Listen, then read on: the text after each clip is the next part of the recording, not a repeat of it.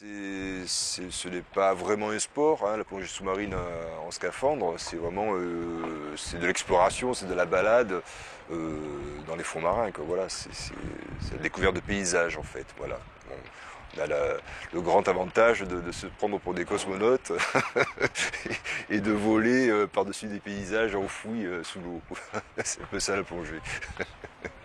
J'ai fait mon niveau 1 de plongée ici, donc toute débutante, je suis arrivée ici à Marseille et je suis ravie d'en avoir fait mon métier, d'être encore sur le secteur parce qu'en fait c'est vraiment un faciès et un endroit où on retrouve une quantité d'espèces particulières parce qu'en fait on a des faciès très particuliers. On va avoir les reliefs que l'on voit hors de l'eau, donc les calanques se poursuivent tout simplement sous l'eau, donc on a ces zones de tombants avec des eaux froides qui se mélangent à des eaux chaudes. Donc des zones où il y a des arrivées de plancton aussi particulières qui font qu'il y a une diversité d'espèces incroyable. Et surtout toutes ces zones de tombants avec des petites anfractuosités, des grottes, hein. On est dans un relief calcaire, c'est un véritable gruyère. Ben, tout ça c'est propice à cette zone, à cette faune fixée que sont les éponges, le corail rouge, les gorgones. Et tout ça, ça fait des myriades de couleurs qui sont incroyables. J'ai eu l'occasion de plonger ailleurs dans le monde, y compris en mer Rouge. Et ben, c'est pas comparable. Pour autant, c'est vraiment splendide qu'on a ici et on ne jalouse pas forcément du tout la mer Rouge. On a moins de gros poissons, mais on a tellement de diversité d'espèces et de couleurs, on s'ennuie jamais.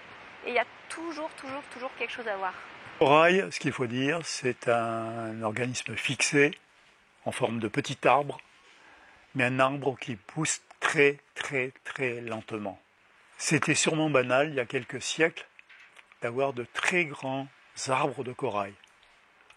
Depuis, l'homme a traîné des filets au fond, les a ramassés, il y a eu des pêches qui se sont faites en plongée libre, il y a très longtemps. Hein. Et puis après en scaphandre lourd, sur la côte bleue, il y a eu des pêches en scaphandre lourd qui se sont faites au 19e siècle. Et puis après, dès qu'il y a eu la plongée en scaphandre, il y a eu un changement de pratique et la récolte directe. Et là, l'accès, bien sûr, à des habitats qui étaient difficilement accessibles de la surface. Et là, il y a eu une grosse chute des populations, des grandes branches. Il y a toujours, ce que j'affirme toujours, le corail rouge n'est pas une espèce en danger ici. Il fait toujours partie des paysages. Mais au lieu d'avoir des forêts, on a du gazon. Voilà. Avec une impression quand même, ce que je peux dire par rapport à l'évolution, c'est que depuis une dizaine d'années, la faune change. C'est-à-dire que, alors ça va être dû aussi par rapport je pense à la protection de certaines espèces et puis du fait que maintenant les calanques sont un site protégé, mais il y a beaucoup de mérous. Énormément de mérous et de plus en plus gros qu'avant on voyait de temps en temps un mérou, c'était voilà. Alors quand je dis avant, hein, c'était il y a une dizaine d'années, hein, voilà. Donc peut-être que précédemment, bien en avant, il y en avait beaucoup plus aussi, je ne sais pas. Et en fait, voilà, depuis 10 ans, on voit que la population des mérous revient en force. Et puis aussi des espèces qu'on avait plus tendance à voir rarement, c'est par exemple les barracudas. Alors les barracudas, on commence à en voir très régulièrement, des bancs entiers d'assez grande taille.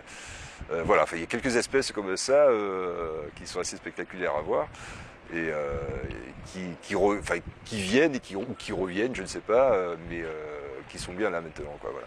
Alors après, est-ce que c'est dû aussi, alors les barracudas, on dit oui, mais c'est vrai que c'est plutôt des espèces qui vivent plutôt en eau chaude.